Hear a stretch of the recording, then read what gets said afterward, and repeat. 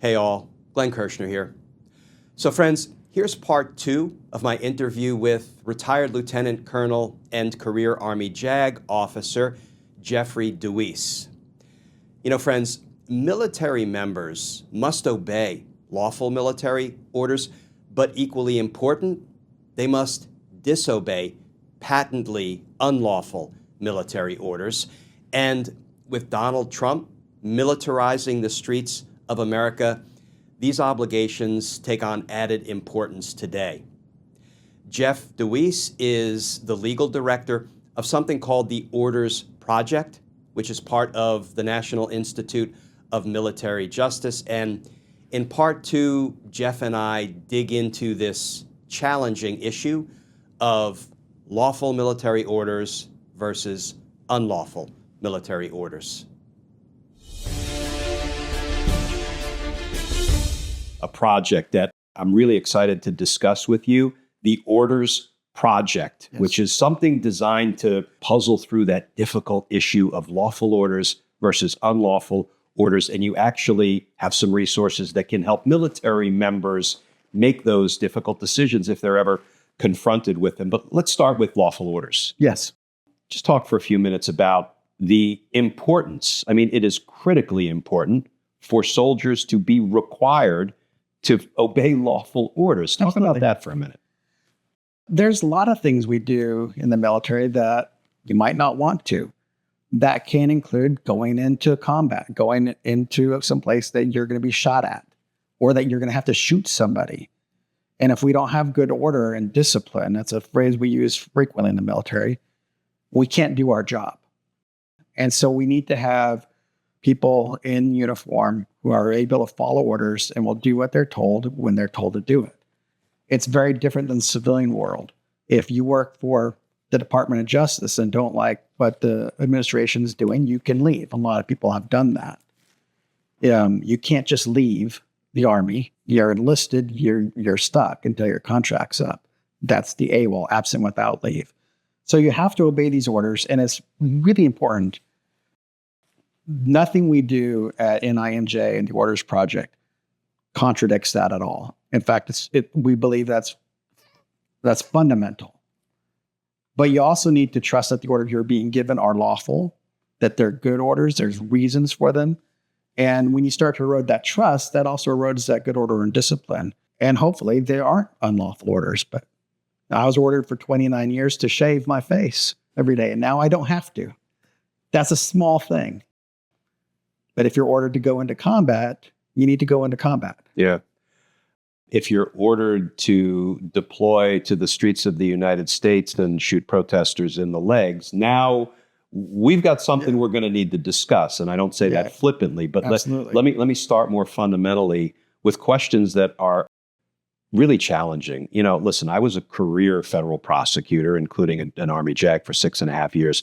And these are really challenging things to puzzle through. Yeah. So maybe the best place to start is we just talked about the duty a soldier or a military member has to obey a lawful order. What is their duty? What is their responsibility? And what options do they have if they receive something they believe is an unlawful order? Now, that begs the question, what orders are lawful and unlawful? But we're going to have to set that aside, because let's go from the duty to obey to what happens if they get something that is potentially an unlawful order. We refer to some orders as being patently unlawful. It's obvious. There's no question. The perfect example is to shoot civilians. You can't give that order, and if you are given that order, you can't follow through. You'd be committing murder. You can't say, I was just following orders. We've established that as far back as Nuremberg. A lot of the Nazis wanted to say, well, we were just following orders. That's not a defense when you're committing crimes. Can I ask you something else that I think qualifies as a patently unlawful order? People may be familiar with the Lieutenant Calley mass murder. Just tell our viewers a little bit about that so they have a frame of reference for what I think we all agree is a patently unlawful order. So Lieutenant Calley was during Vietnam, and he led his platoon to a village, My Lai, and he claimed he had been given an order going to this village and take them out. Men, women, children. And that's the order that he passed on. Some of his soldiers followed those orders. Some did not. There was a pilot who pulled people onto his Huey and got people out safely and actually stood between some of these soldiers and the civilians and said, no, over my dead body. That's the way you want soldiers to react. The soldiers who followed his orders, they should have been doing that. Lieutenant Calley is really the only one that ended up facing justice. And it almost didn't happen because it didn't come to light. He claimed he was following orders from his superiors. And the court said, no, you can't do something like that. That's patently unlawful. You can't get an order like that and pass that on. Patently unlawful sounds like a great measuring stick. Yeah. Right? But, there are a million shades of gray when it comes to soldiers being ordered to do things. So first, we discussed the patently unlawful. You have a duty to disobey it. Yes. And if you obey it, you do so at your own peril and you can be court-martialed. Yes. Okay, now short of patently unlawful, what if a soldier gets something that he or she suspects is unlawful, but it's not so obvious as shoot civilians? Right. What can they do? There's a couple options. There's two questions. You either obey it or you don't. If it's not patently unlawful, they could say, you know what, I don't like this order. I think it might be wrong, but I'm going to follow it. And they're probably good to go.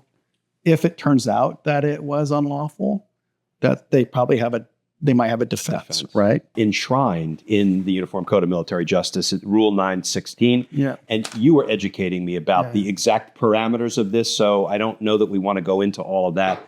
But so people know that under Rule 916, there is a defense called obedience to orders, and it says, it is a defense to any offense that the accused, the defendant, the soldier, was acting pursuant to orders unless the accused knew the orders to be unlawful, or a person of ordinary sense and understanding would have known the orders to be unlawful. So it feels like there's at least a partial defense there to the allegation that you violated a lawful order if the soldier knew, or a reasonable person would know, that it was an unlawful order. Right. You can raise a defense. I guess go back to A Few Good Men. And we have these two Marines who are given an order to give a code red, and they followed the order. And unfortunately, the Marine was killed. And then we have the trial. Was it a defense to say we were just following orders, or was that an unlawful order because they're ordered to assault somebody? So that's where that kind of defense can come in. I would say that an order to assault another soldier is unlawful. Patently? I think so. Yeah. Drill sergeants will knock you down in many ways, but they won't do it with their fists. They could order you to drop, and we used to do push-ups, and then you'd have to flip over and do flutter kicks. Then you have to run in place, push up, down, up, and they keep doing this until you're ready to throw up. I mean, it sounds pretty horrible, and it kind of is. I've been through that. That's not unlawful. But if they tell some soldiers to go beat up another soldier, that's clearly a crime. Yeah. Are there any most frequently encountered issues in your experience when it comes to orders that are given where there is this question? Anything that is a recurring theme that you've seen? I think the good news is there aren't that many examples of patently unlawful orders, because the officers in Article 90 only applies to orders from officers to subordinates. So an accused could be an officer, but it had to be my superior officer. There's another article that applies to orders from non-commissioned officers, for instance. Our leadership in the Army are trained well, and they don't habitually give unlawful orders. The example you gave with that discussion with General Mealy and Secretary Esper and the president, they talked him down from that. They weren't going to just follow through. And so my hope is that the senior military leaders are going to know, and I believe they will say no. to certain orders. I But- certainly hope. And of course, when we heard the news that Donald Trump or Hegseth or whomever fired the 3 judge advocate generals from Yes. the Army, the Navy, and the Air Force, Yes. it felt to me like they were perhaps going to try to fire their way through ethical JAG leadership, which I don't happen to believe they can do, because we all went through the same training at the officer basic course and elsewhere at the JAG school that, we don't obey unlawful orders. So where they're going to find JAGs to give advice that, patently unlawful orders are just fine. They're lawful. Go ahead and issue them and follow them. I don't know where they're going to find those people. I don't either. And the firing of the TJAGs, as we call the Judge Advocate General. So I'm part of the Judge Advocate General's Corps. I'm not, and we often get called JAGs for short. I'm technically not the JAG. That's only the senior most. In the Army, that was Lieutenant General Berger, who got fired. They also fired, as you mentioned, Air Force TJAG. The Navy's TJAG had actually already resigned. He had not resigned. He had retired in December. Apparently, they didn't realize they couldn't fire him because he wasn't there anymore. He had been General Mealy's legal advisor, and I guess decided he didn't want to stay for whatever reason that might be. What was really disturbing about that is, number one, I knew General Berger. He's an outstanding officer. He was a FLEP, as we talked about. He had been, I think, a military policeman before he was a judge advocate. He had been the legal advisor at JSOC, Joint Special Operations Command. He had been a legal advisor in SJ at many senior military units. He was experienced. He was a smart guy.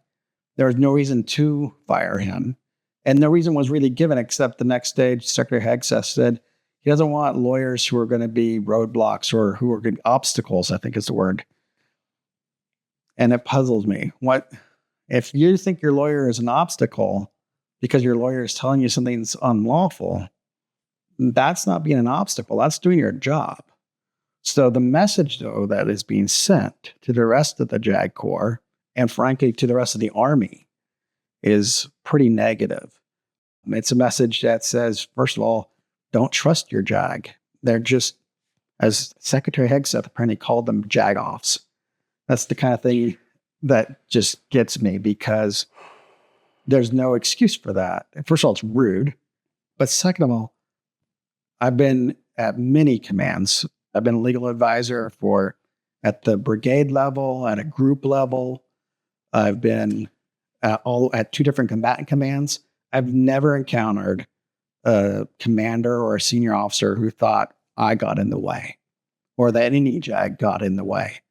My commanders always wanted good legal advice. They wanted my advice because they wanted to follow the law. It was our job to keep commanders out of hot water, to make sure they weren't violating the law in any way. That's why we're all on the same team. That's why they liked us. And the team we're on is the Constitution. Absolutely. Right? General Milley, God bless him, when he stood up there and gave that speech, and he said, we are not loyal to a tyrant or a dictator or one man or a president. We're loyal to the Constitution. And that is what it was our job as JAGs, to make sure everybody understood where those lines were, so we remained loyal to the rule of law, to the Constitution. Absolutely.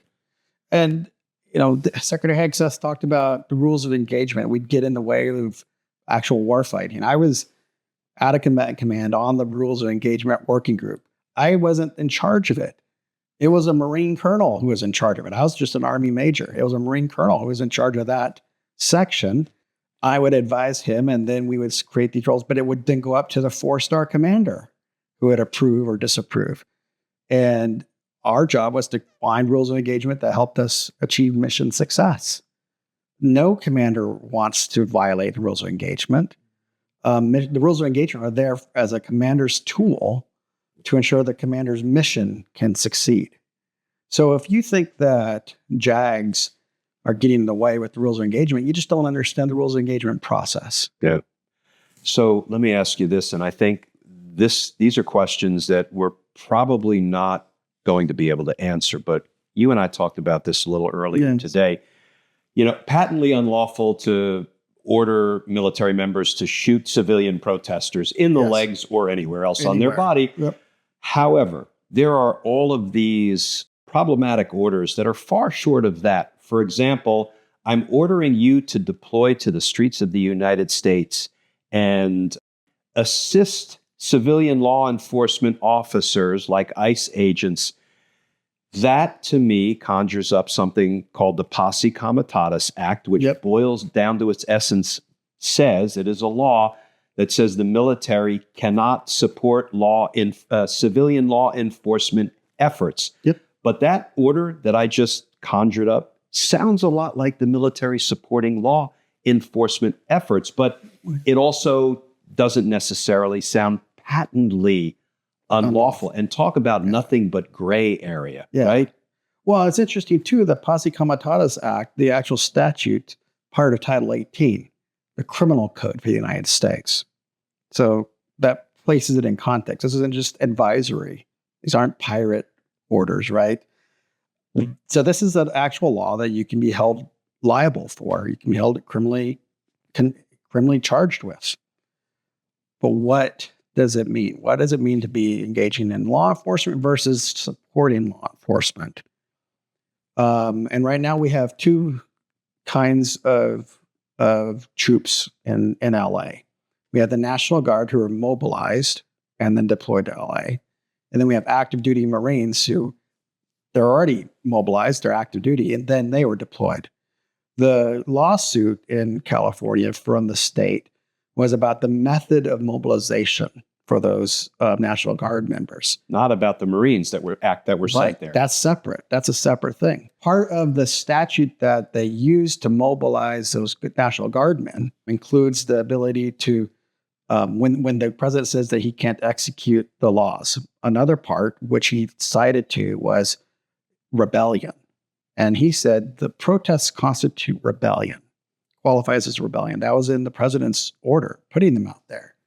Rebellion's pretty serious. That's bigger than insurrection. Yeah. So it concerned me when the president is calling protesters a form of rebellion. And we're putting troops out there to stop it. Now, if you have a soldier, National Guardman, or Marine just guarding a federal building, that seems okay. But what if they start going out and doing these raids and they're intermixing with ICE agents who are also fully kitted out like special operations soldiers themselves? They have the helmets, they have assault rifles. They look like soldiers sometimes, which is kind of scary. But then they have real soldiers intermixing with them, or real Marines. Who's who? What are they doing? We had, over the weekend, members of the National Guard were sent 150 miles away from LA to participate in a DEA raid. There were no protesters anywhere nearby. And supposedly they were there to protect the DEA agents, and there was DEA, FBI, there's a bunch of agents. Not criticizing the lawfulness of the raid, but why do you need National Guard soldiers guarding law enforcement to conduct the regular law enforcement duties? And why are they out there when there has nothing to do with protests? Yeah, it's ripe for abuse. Yes. And it doesn't feel to me like this administration, these are not innocent mistakes. This feels like an administration that is forever not only pushing the envelope, but stepping a toe over the constitutional or legal line intentionally to see how much they can get away with. And then they'll fight it in court all the way up to the Supreme Court. And, we're in a very precarious place, I think, as a country. So let me back up real quick, though, because I want to make it clear.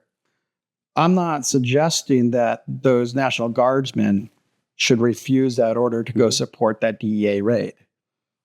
That's not patently unlawful, first of all. Second of all, it shouldn't be up to them to decide, well, I'm being asked to do law enforcement, which is against the Posse Comitatus Act. And I've done this analysis. So, sir, I'm not going to participate. They're not going to tell their commander that. But should they? I mean, listen, hypothetically speaking, we're not giving legal advice, but I think those are questions they probably are asking. Yeah. I know that Northern Command, which oversees the operations in LA, they have a special task force set up to command the operations there, Task Force 51. They put out a statement about that DA rates that we were supporting law enforcement per the president's order. So at some point, somebody might have to ask the question, like, this doesn't seem to be meeting the president's order because the president said it was just about protesters. Or at some point, this sounds like we're being asked to violate the Posse Comitatus Act. Does it apply? Does it not apply? There's actually some debate about that. Yeah. I think it's putting soldiers and Marines in a bad position to even be worried about that. You're putting them in harm's way. Yes. You are putting the American people in harm's way, Yes. especially when people who are out there exercising their First Amendment free speech and right Yes. to assemble rights Rights that I'm are here to not protect. that we this as military Constitution. members, right? You're putting the soldiers in harm's way. You're putting the citizens, the people in harm's way. And to kind of move from the Posse Comitatus Act, which, again, we're not giving any advice about whether that's something a military member should raise and use it to disobey an order. That's not. No. We're just having a conversation about parameters and possibilities. So you can take it. I mean, you can take it an infinite number of steps. But if you move away from the Posse Comitatus Act, what if you have federal court judges who have issued temporary restraining orders or preliminary injunctions that this is not a lawful deployment, and yet the soldiers are ordered to deploy? Is that patently illegal? It doesn't sound like it's patently illegal, but it doesn't sound like a good order, that you're going to have to wrestle with. So you're an Air Force pilot, and you are being told to fly a bunch of chained men from America to some third country. And you are also told that a judge said you shouldn't do that, but you're given the order to do it anyway.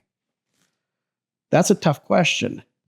If that pilot called me for legal advice, we'd have to think about what their options are. I'm not going to suggest what the answer is because, frankly, I'd have to wrestle with that. And it's intensely fact specific. Right. And this is not something which I think highlights the problem of putting soldiers in these impossible predicaments. And we're going to talk about resources available to them in a minute. Good. Well, and it's also difficult because if that was a civilian, they could say, I quit.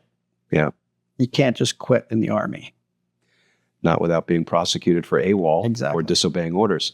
And so another variation on the theme we've been discussing, what if soldiers are ordered to do something that is obviously an unconstitutional deprivation of a right being exercised by an American citizen, whether it's free speech, whether it's their due process rights to notice an opportunity to be heard, which a soldier is told, don't you worry about that. You're now part of this deportation to a prison in El Salvador. Right. What if there's a court order prohibiting that deportation to El Salvador? I mean, the permutations are endless. Yeah. And so what can soldiers do to get information that they need as they are having to navigate this impossible terrain?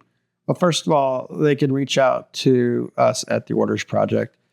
We do have a contact page on the website. And I'll put all of that in the description of this video, all of the links, all of the necessary information. Go ahead. So there's an email address there that you can send an email, and we monitor. It's a group email address, so we monitor that. If somebody were to send it something, we'd reach back out to them and get some information so we know what's going on, what's the situation, figure out, all right, who is the best person to refer this person to? Is it somebody who's local? Is it somebody that it's a Marine? And so maybe find somebody who has more experience with Marine law, Marines. So we'll get them an attorney, and then they have that private conversation with that attorney, and they get the legal advice from that attorney. And it's going to be confidential, but it's not going to be from us. We're not going to advise. That's something that has to be between them and their lawyer. We just want to help them get a lawyer to discuss this with. And then it's going to be up to them what they do with that information, because at the end of the day, if you refuse an order, it's not your attorney who's subject to court-martial, it's you. And so that's a challenging question. Let me ask you this. We were kicking this around earlier. As anybody can see, I have my pocket constitution here. I have a whole box of pocket constitutions in my office. Is there any kind of an easily accessible guide, like maybe a pocket guide for lawful versus unlawful orders? I know with all of the infinite permutations and possibilities, it may not be practical, but has the Orders Project, or have you ever encountered a pocket guide for military members to have some, easily available information to navigate this terrain? We have what we call the source book. It's on the website. It's something that anybody can look up.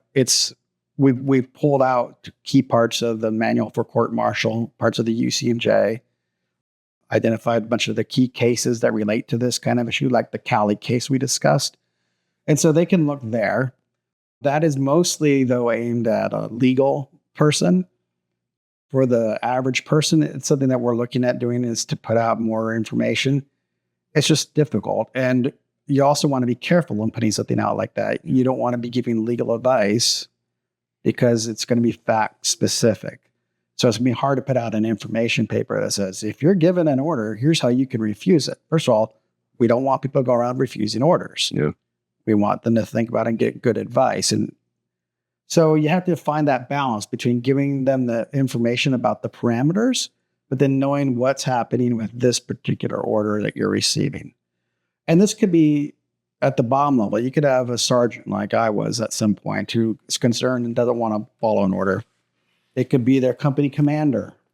It could all be all the way up to somebody in the joint staff who's issuing these orders.